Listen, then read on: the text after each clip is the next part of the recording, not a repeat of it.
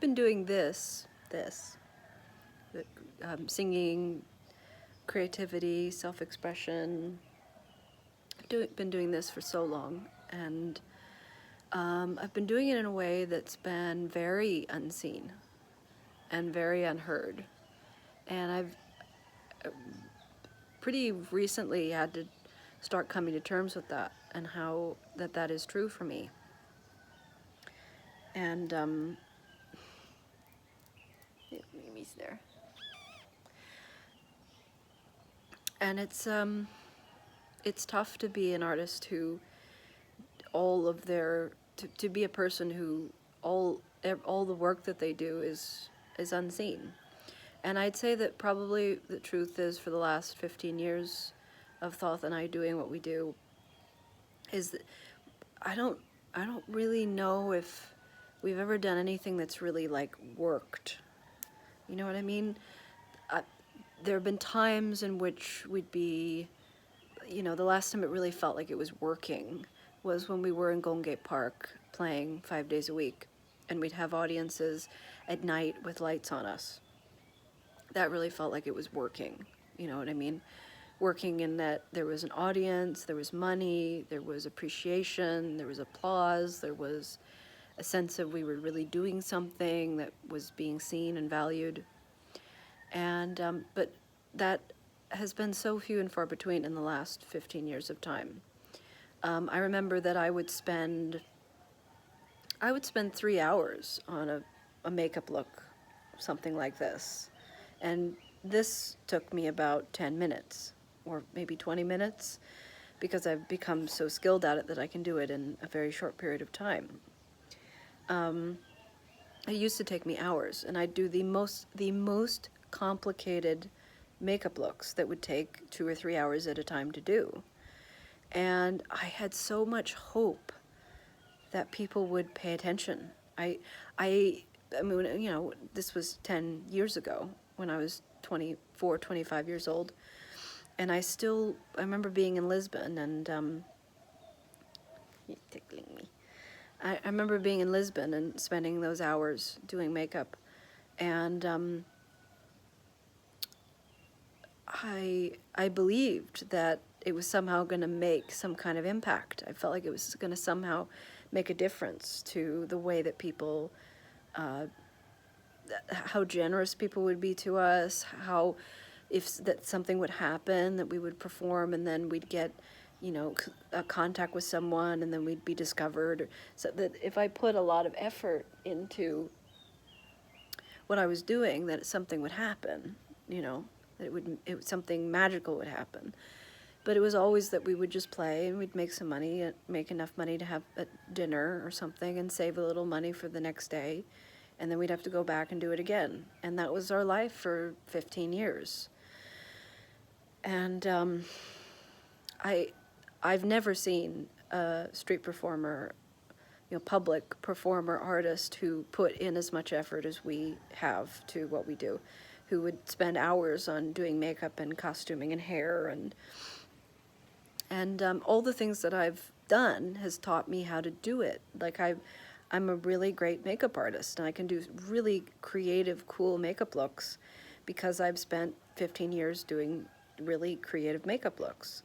And I, can do my own hair. I cut my hair myself and dye it, and I've dyed it all sorts of colors, and I do it myself. And I have made clothes and jewelry and costumes, and all of this has been done basically invisibly. I mean, to all intents and purposes, it's just been done to no one for forever. And or even if there were people paying attention, it was for very brief periods of time. It was momentary, and we were never getting a lot of credit for it. And we were, one could say we were glorified, at the height of what we were able to do, we were glorified street performers. We were really great street performers, very unique street performers, but we never really found something that really worked, and something that was a safe thing. And the reason why I think both Thoth and I are sharing now is because we're safe, finally. And it's not that we have a venue or we have a space to perform, because we don't. We're mostly playing in our own bathroom, because the acoustics are nice and nobody is yelling over their balcony saying, "Shut up."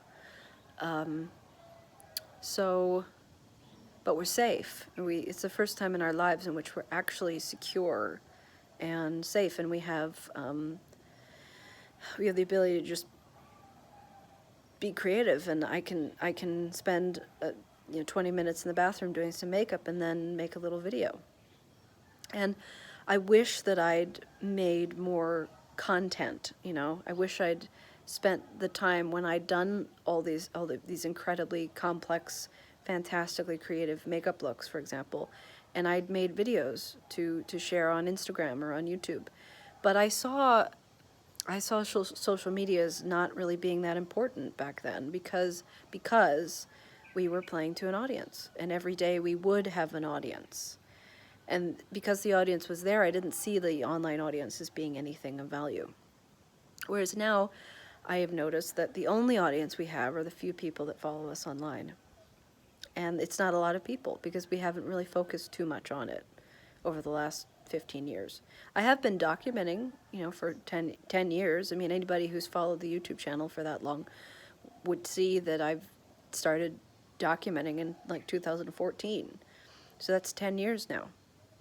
Every day filming and sharing. But 10 years of time, if you look at our subscriber count, it's a little over 1,000 people.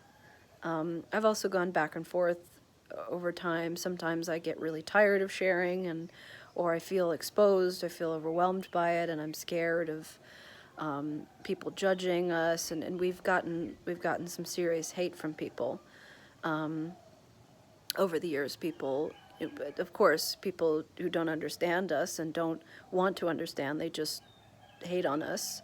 And I've learned that as I've gotten older, that the truth is that the more people that are going to know about us, or the more people that are going to hate on us and not love us. So that's been hard to come to terms with as well. So, but it's just an interesting experience to feel like we've never found like that winning combination of, what we do is a winning combination, I think. Singing and playing violin and singing together and doing this beautiful, the dichotomy of dark and light and all these, the magicalness of our voices combined. I think that's the winning combination. But it's never been seen. It's really never been seen by anybody, really. Really.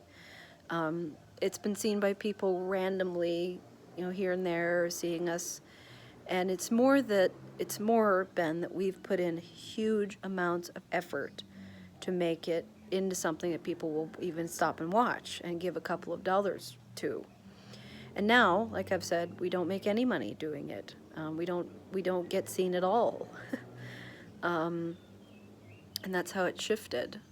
And it's a very, very hard transition for me to try and figure out, well, now what am I going to do? If we're not performing out in public anymore in the same way, then how do I continue to share my creativity? Because creativity is one thing. It's one thing to be creative and have a good time drawing pictures and writing music and singing all the time. But if nobody sees it, it's not the same.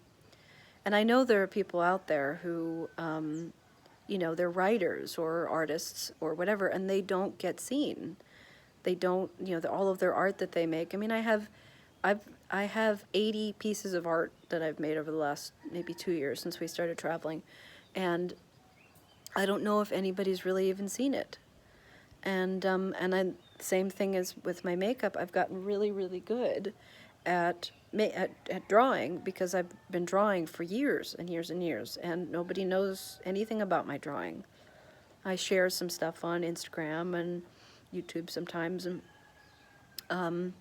but I don't like time lapse. I don't like doing time lapses of my art. It makes me really uncomfortable to feel like I have something like glaring over my shoulder at my process, because my process is that the whole art process is that you don't know what the fuck you're doing most of the time, and to me to film it makes it seem like I know what I'm doing. Though I have a lot of confidence with my drawing skills, I do. but I think I have the most confidence with my singing. Singing is something that I've always had an incredible confidence with.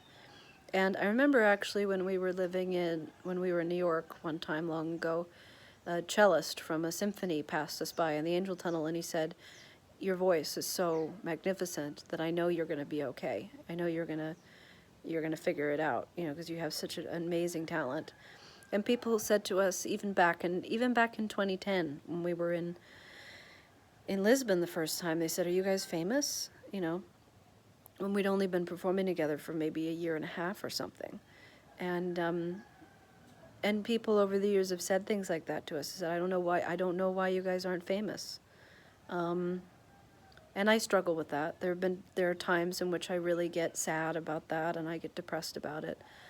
There's an artist named Aurora. If anybody, I think anybody who likes our music would know who Aurora is.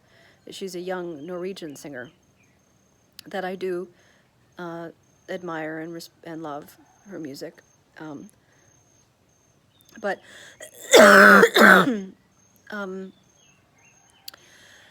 I have had times of being incredibly envious of her because she was plucked out of obscurity when she was 16 years old, and she never had any like in regards to thinking about someone like that in comparison to me.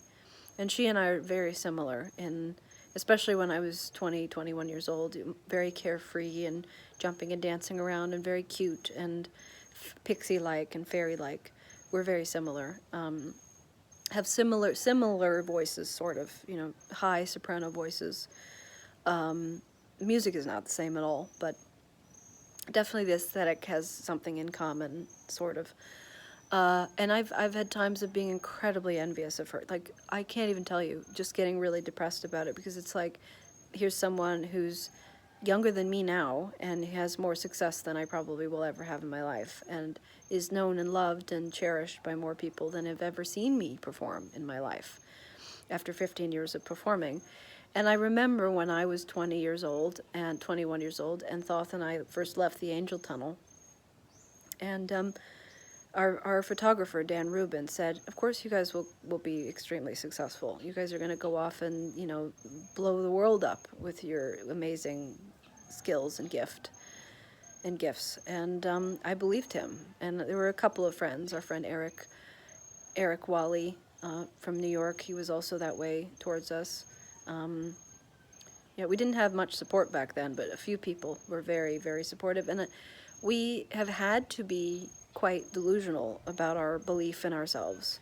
There was no way that I would have been able to do all the things that I've done with playing in the street 5 days a week, making so little money, fighting with, having to fight people in order to be able to sing, dealing with police and all this just crap for so long.